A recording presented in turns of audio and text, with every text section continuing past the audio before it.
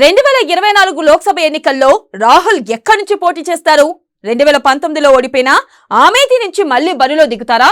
ఆయన్ని గెలిపించిన వాయనాడ్ నుంచి పోటీ చేస్తారా? ఈ రెండు కాకుండా మరో నియోజకవర్గాన్ని ఎంచుకుంటారా అంటే అది ఇప్పుడే చెప్పే విషయం కాదు. అలాగే కాంగ్రెస్ పార్టీ లేదా పార్టీ అధ్యక్షుడు మల్లికార్జున ఖార్గేనో మరొకరో నిర్ణయించే విషయం కూడా కాదు. రాహుల్ గాంధీ ఎక్కడి నుంచి పోటీ చేయాలో ఆయనే స్వయంగా నిర్ణయించుకుంటారని పార్టీ నాయకులు అంటున్నారు. ఇంతకీ రాహుల్ రంగంలోకి దిగే ప్లేస్ ఇది.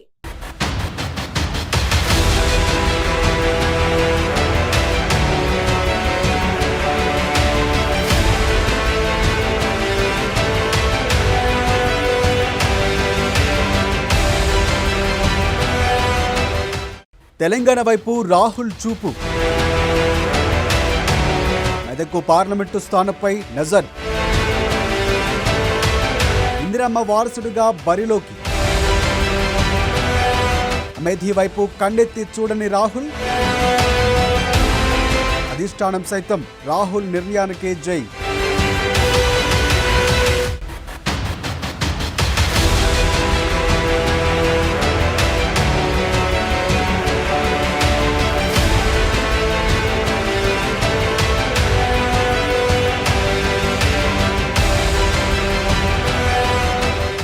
రెండు 2024 ఎన్నికలకు జీవనమరణ సమస్యగా తీసుకున్న కాంగ్రెస్ పార్టీ ఇప్పటి నుంచి ఎన్నికల సన్నాహకాలకు శ్రీకారం చుట్టింది. ముందుగా గత 2019 ఎన్నికల్లో పార్టీ ముఖ్య నేతలు ఓడిపోయిన నియోజకవర్గాలపై ప్రత్యేక దృష్టిని కేంద్రీకరించింది. వీఐపీ నియోజకవర్గాల్లో తాజా పరిస్థితిని తెలుసుకునేందుకు అంతర్గత సర్వేలు నిర్వహిస్తున్నట్లు కూడా తెలుస్తోంది. సహజంగానే గత ఎన్నికల్లో ఓడిన కాంగ్రెస్ ప్రముఖుల్లో రాహుల్ గాంధీ ఫస్ట్ ప్లేస్లోనే ఉన్నారు. కాబట్టి ముందుగా అమేథీలో సర్వే నిర్వహించారు. నిజానికి 2019లో ఓడిపోయిన తరువాత రాహుల్ గాంధీ ఆ నియోజకవర్గం వైపు పెద్దగా కన్నెత్తి కూడా చూడలేదు. 1-2 సందర్భాల్లోనే ఏవో చుట్టపు చూపుగా వెళ్లారే తప్పించి సొంత నియోజకవర్గం అని ప్రత్యేకతను చూపలేదు. మరో వంక రాహుల్ గాంధీని ఓడించిన కేంద్ర మంత్రి స్మృతి ఇరానీ కేంద్ర మంత్రి హోదాలో తరచూ నియోజకవర్గంలో పర్యటిస్తున్నారు.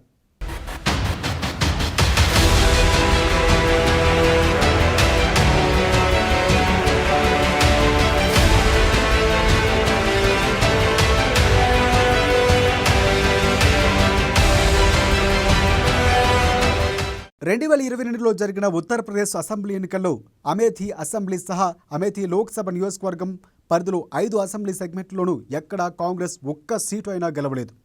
మొత్తంగా 5లో 3 సీట్లు బీజేపీ, 2 సీట్లు ఎస్పీ గెలుచుకున్నాయి.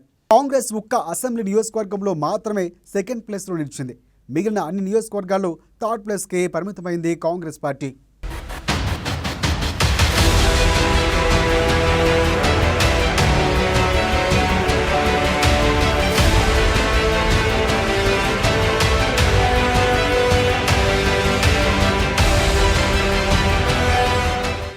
అయితే కాంగ్రెస్ పార్టీ నిర్వహించిన అంతర్గత సర్వేలో మాత్రం 2024లో జరగనున్న లోక్సభ ఎన్నికల్లో సోనియా గాంధీ ప్రాతినిధ్యం వహిస్తున్న రాయ్ బరేలీ కంటే అమేథీలో కాంగ్రెస్ పార్టీ గెలుపు అవకాశాలు మెరుగ్గా ఉన్నాయని అంటున్నారు.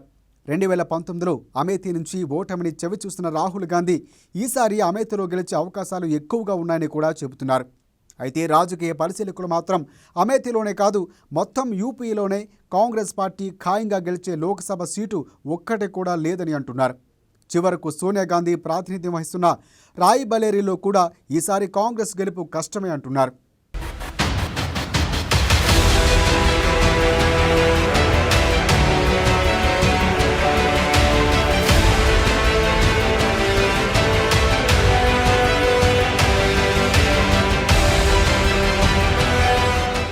ఓవైపు ఈసారి సోనియా గాంధీ పోటీ చేయకపోవచ్చని కూడా వార్తలు వస్తున్నాయి. అలాగే రాహుల్ గాంధీ కూడా అమేథీ నుంచి పోటీ చేయరని కూడా అంటున్నారు.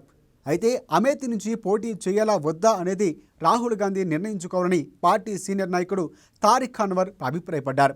అమేథీ నుంచి రాహుల్ పోటీ చేయకపోతే ప్రియాంక గాంధీ పోటీ చేసే అవకాశం ఉందని, అలాగే రాయ్ బరేలీ నుంచి సోనియా గాంధీ కూడా పోటీ చేయకపోతే నెహ్రూ కుటుంబ బంధువు షీలా కౌల్ అక్కడి నుంచి పోటీ చేసే అవకాశం ఉందని అంటున్నారు. ఇదంతా ఒక ఎత్తు అయితే గాంధీ కుటుంబం తీసుకునే తుది నిర్ణయంపైనే అంతా ఆధారపడి ఉంటుంది.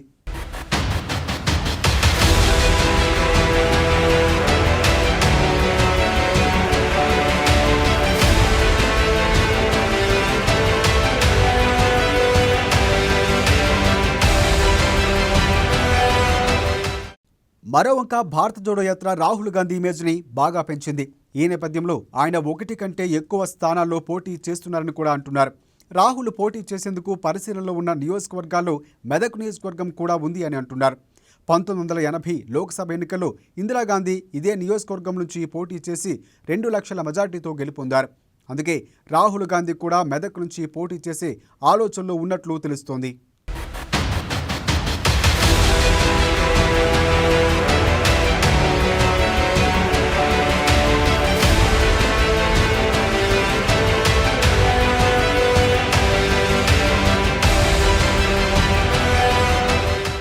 మెదక్ నుంచి రాహుల్ నాయనమ్మ ఇందిరాగాంధీ ప్రాతినిధ్యం వహించడంతో ఆయన కూడా ఇక్కడి నుంచి పోటీ చేస్తే బాగుంటుందన్న అభిప్రాయాలు వ్యక్తమవుతున్నాయి.